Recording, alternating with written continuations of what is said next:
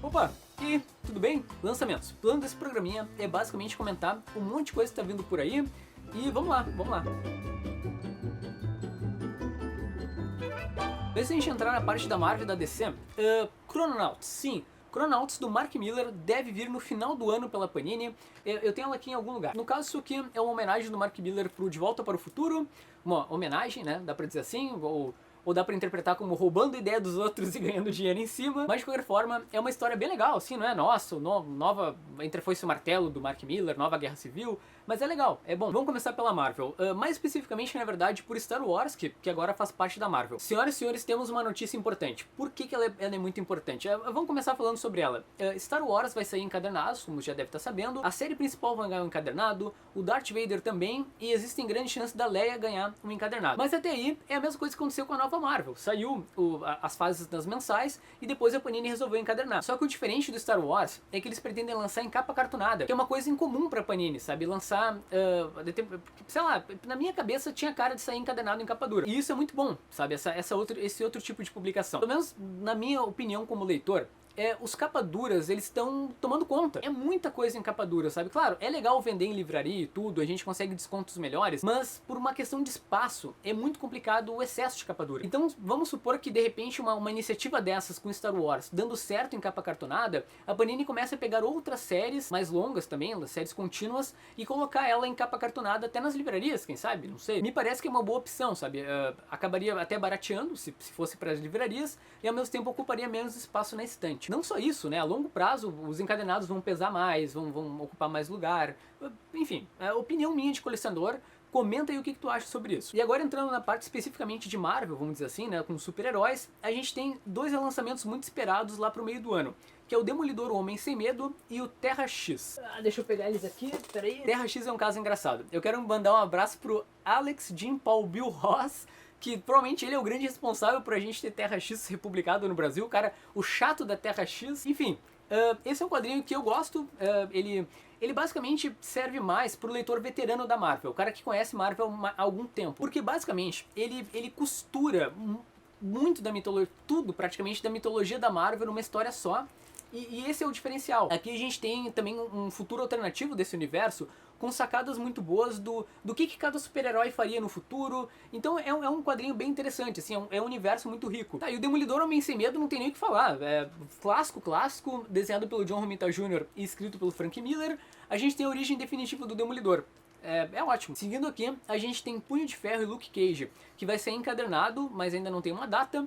No caso, essa é uma série nova que está saindo nos Estados Unidos, da fase mais recente da Marvel, e eu tô bem curioso para dar uma lida. Vamos falar agora de Marvel Deluxe. O meu querido amigo Xande Brum, ele fez uma pergunta lá na página da Panini, e aí a gente tem algumas informações, pelo menos para esse semestre, do que vai ser republicado e publicado de Marvel Deluxe. Tem ali os Novos Vingadores Motim, que eu já tinha comentado aqui no canal, e o Homem de Ferro, o homem mais procurado do mundo, entre fevereiro e março. Mas o grande destaque que a gente teve de novidade é o Capitão América, o julgamento do Capitão América, que é a continuação da fase do Ed Brubaker, fase mega elogiada do Capitão, e que pelas minhas contas, que eu tô vendo aqui, eu fiz uma pesquisa, faltariam entre 4 e 5 encadenados americanos para fechar essa fase. Só que a Panini tá publicando de 2 em 2. Então eu acho que deve, sei lá, mais uns 3 ou 2 a Panini termina. E que felicidade.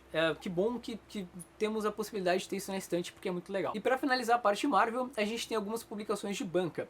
Tem a mensal do Homem-Aranha e Deadpool, que deve estrear entre fevereiro e março.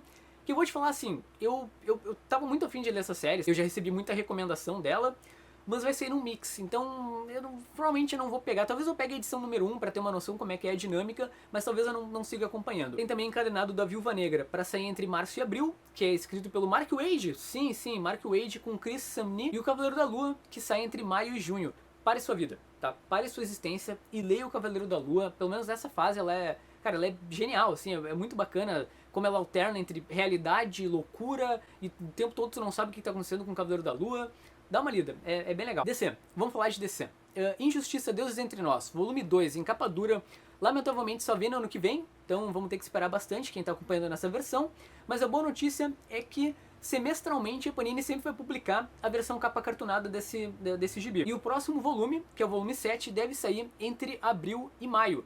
E são 10 encadenados para terminar Injustiça, então vai demorar um pouquinho ainda. Rebirth. A Panini não chegou a dar detalhes sobre nenhum mix ainda, mas a gente já tem uma data. Entre março e abril vai sair isso aqui, que é o prólogo, que é muito legal. Prepare-se para chorar se você ainda não leu.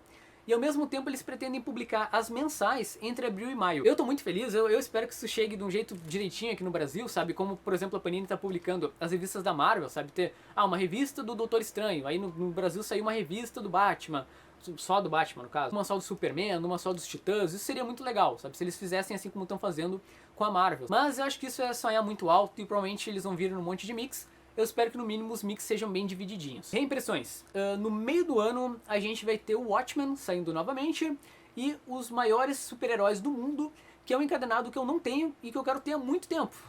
Que são histórias escritas pelo Paul Dini e desenhadas pelo Alex Ross. É um encadenado bem elogiado e tudo, então eu espero ter uns momentinhos de diversão lendo. E vamos terminar esse programinha com Vertigo. Tom Strong vai sair no Brasil em 6 volumes, assim como saiu nos Estados Unidos, isso é uma confirmação da Panini. E lamentavelmente o Transmetropolitan dificilmente vai ser republicado. Série bacana do Warren Ellis. O que a Panini orientou o pessoal é que quem quer a republicação de Transmetropolitan, procure fazer pedidos na página da Panini do Facebook, né? Encher o saco deles para que eles tenham bastante material para talvez, sei lá, fazer uma solicitação para Panini Itália, não sei. E ao mesmo tempo a gente também teve outro mega print, agora de um monte de coisa da Vertigo. DPF deve ter mais 2 volumes esse ano e finalizar, que é uma série de ficção científica onde a física do mundo enlouqueceu. ZDM vai ter mais um volume esse ano, lá pelo meio do ano mais especificamente. E eu não sei como é que a Panini vai fazer, porque lá fora faltariam ainda 3 encadenados gringos. Só que a Panini está publicando de 2 em 2. Então possivelmente esse encadenado não vai ser o último. A Panini vai publicar 2 juntos dos Estados Unidos